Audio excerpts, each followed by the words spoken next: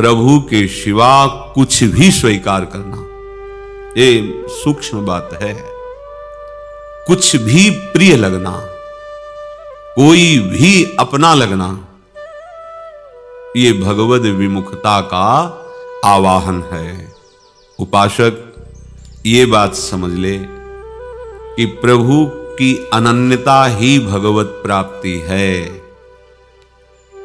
अपने प्राण प्यारे आराध्य देव के सिवा कुछ भी प्रिय, कुछ भी अपना, कहीं भी सुखद ये भाव न रह जाए तो बस फिर कुछ करना नहीं है। जो साधना शब्द है इसका सही माने में भाव यही है कि कोई भी चाह ना रह जाए। साध माने चाह, साधना। हमें ऐसा अभ्यास करना है कि अन्य कोई चाह ना रह जाए। असाधन ही चाह है, चाह रहित ही साधना है।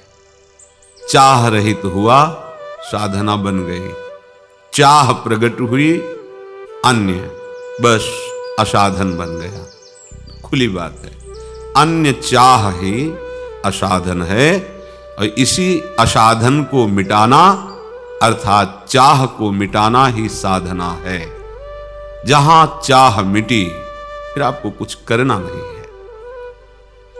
तो ये जो सत्संग है हमारे माने हुए भ्रमात्मक सुखों को, माने हुए भ्रमात्मक संबंधों को, मानी हुई मान प्रतिष्ठा को ये सत्संग मिटा देता है। असत संग का राग मिट जाना ही सत्संग है। अंदर की असत वृत्ति और बाहर के असत आचरण, व्यक्ति, वस्तु, स्थान, इनका राग मिट जाना ही सत्संग है।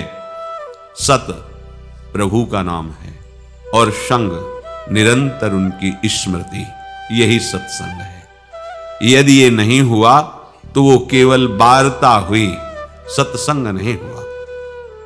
वार्ता से लाभ नहीं बनना, सत्संग से लाभ बनना है। शरीर, शरीर संबंधी भोग, शरीर संबंधी रिश्ते नाते, ये असत संग है।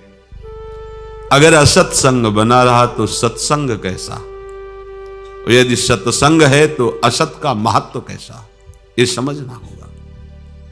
जब तक असत संग है तब तक किसी की भी बुद्धि में भगवद विमुखता प्रवेश कर सकती, किसी की भी बुद्धि। इसी तरह महाराज जी के प्रवचन कथा सुनने के लिए लाइक और सब्सक्राइब जरूर कीजिए। धन्यवाद।